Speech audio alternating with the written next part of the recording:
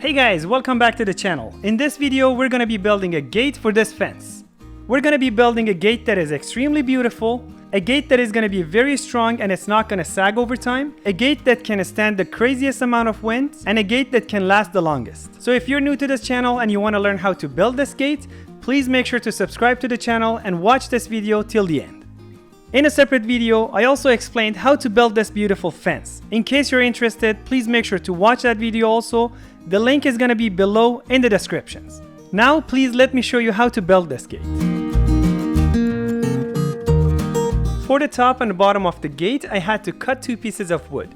I cut these two pieces at about 1.5 inches smaller than our opening. And that's because for the type of the hardware that I'm gonna be using to build this gate, I need to leave about 3/4 inch space all around this gate, so when it's done, it can actually open and close and operate properly. So I kept one of these pieces of wood on the very top part, and then I started putting the fence boards on the bottom portion of it and lined them up with that piece of board on the very top. So this way they stay nice and straight in place. The reason why I put these fence boards together like this is because my whole fence was built this way. As you can see, this is the style of the fence board on my actual fence. So I had to copy this board design for the gate as well. Of course, if your fence design is different, you can place these boards differently on your gate and you can actually match whatever you already have in your backyard.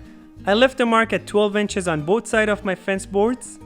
And then I placed one of those rails that I cut at the very beginning of the video on top of these fence boards. And I lined it up with the marks on both sides.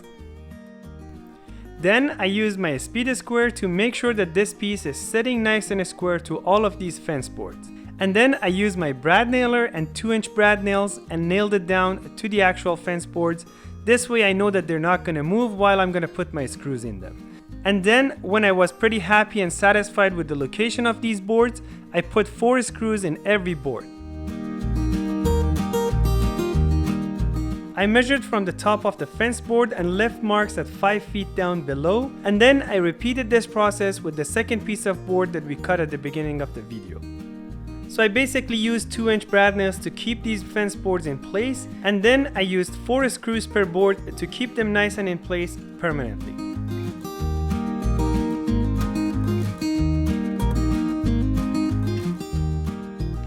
Now that we have the top and the bottom rail installed and ready, it's time to cut 2 more pieces of 2x6 for the sides of this gate so we can fill this space with them.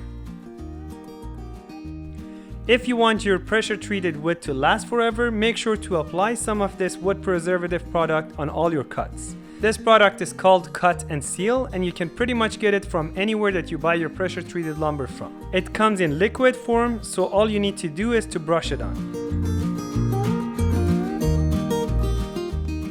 Now we can put these 2 pieces of wood in place and then use the screws to keep it tight and nice in place.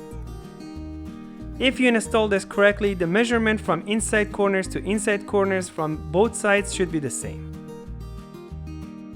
Now this piece is the top of the gate. The door latch is gonna go here, and then we're gonna have 2 door hinges that are gonna be installed on this side. So we're getting ready to install the bracing piece now. And at this point, we really need to know the location of the door latch and the door hinges, and we also need to know where exactly the top and the bottom part of the gate is. The reason we brace a gate is to stop it from sagging, and we also want this to operate right and properly right from the beginning. So the right way to do this is to install the bracing piece from the top of the latch side to the bottom of the hinge side. This way the load is going to be distributed evenly, and not only the gate is going to last forever, it's going to operate nice and proper for as long as possible. So make sure to keep that in mind because this is the most important part of this whole project. I got myself a piece of 2x6 and I left a mark right on the center of it, which is 2 inches and 3/4. And then I lined it up with the center of the corner on the latch side. I repeated this for the bottom of the hinge side as well. Basically, after marking the center of the 2x6, I just eyeballed it and lined it up with the outside corner of the hinge side. The latch side moved a little bit, so after lining it up, I used my square just like a scribe to draw 2 lines on it. This way I know where exactly to cut it. I cut it with my miter saw and this is how it turned out. As you can see, it's pretty nice and it's a perfect fit. Again, I lined up the center of the 2x6 with the outside corner on the hinge side. And then I use my square again, just like a scribe, to draw 2 lines for the inside corner. After cutting it with my miter saw, this is how it turned out. As you can see, it's a very nice and a snug fit. I use the screws to attach this to the fence boards permanently.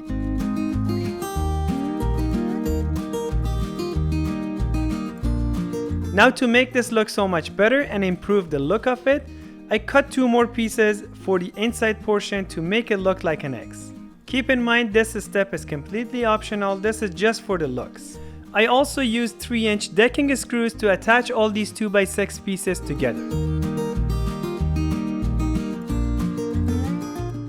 Now it's time to install the fence boards on the other side of the gate.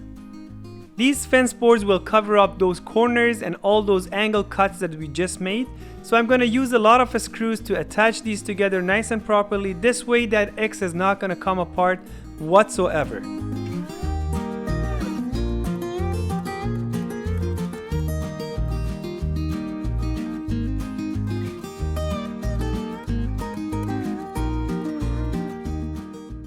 After all the fence boards were installed, I flipped the door and I turned it to the other side.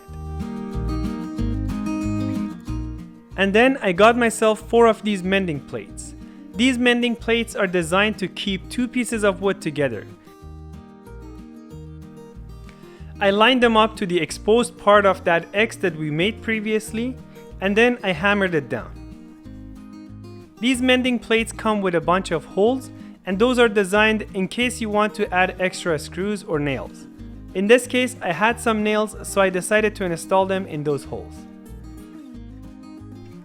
I repeated this process for all 4 corners. Now the gate is ready, let's talk about the actual hardware. These are the hinges that I picked for this project. And this is how it looks like after opening the package. The big part goes onto the gate, and the smaller part goes onto the posts. The package also comes with these heavy-duty screws.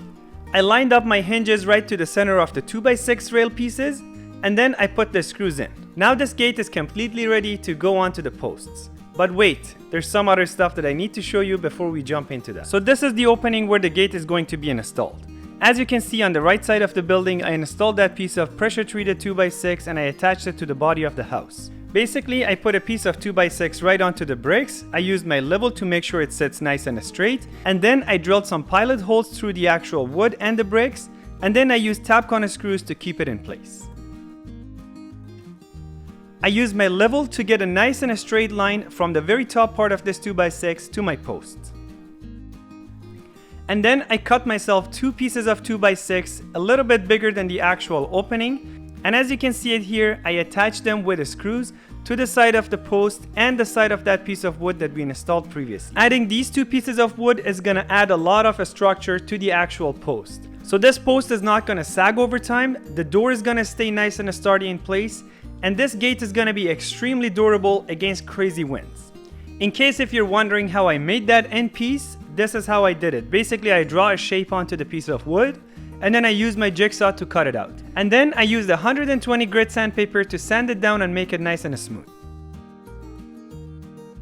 And then I applied some of that wood preservative onto the cut that I just made. I think I put too much and it kinda stained the end of that piece of wood, but I wasn't too worried because the homeowner was gonna stain this whole project after I was done. For the very top part, I cut another sample piece like this and I put it in place to see how it looks like. I was pretty happy with this, so I made a few more copies of it.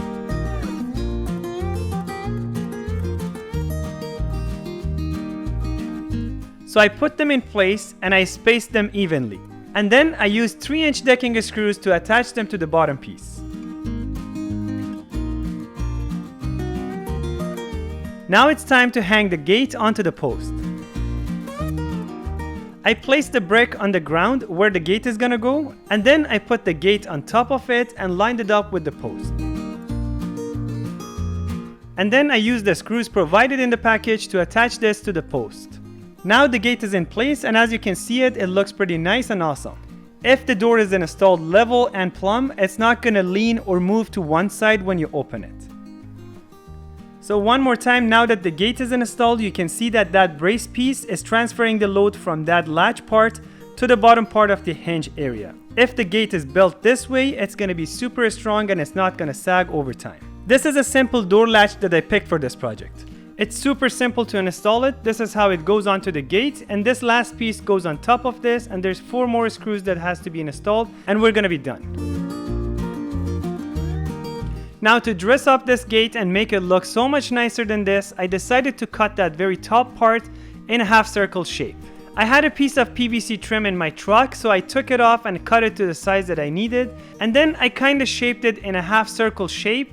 I put it in place where I wanted it, and then I use this almost like a scribe and I draw a line onto the fence boards. And then I grab my jigsaw and cut this shape with it.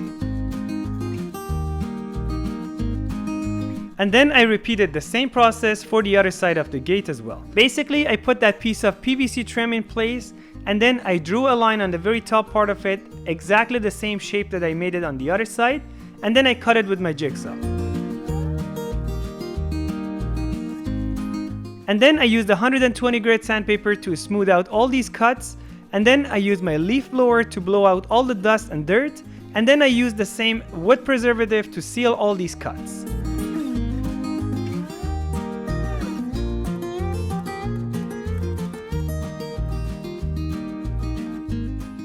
There you have it guys, this gate is done, and as you can see it turned out super nice and beautiful. I really have to say that this gate is extremely windproof. You really need a tornado to take this down, and also it's built super nice and strong. Over time it's not gonna sag, and you really don't have to worry about this gate at all. This gate is also an amazing match with the rest of the fence here. I also have another video explaining how to build a fence in case you're interested in repairing or building a new fence. Please make sure to watch that video also. There's a bunch of nice and cool tips in that one as well.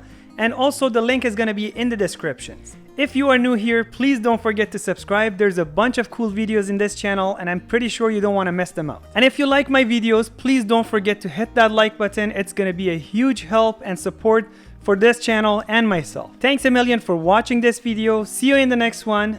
Till then, peace.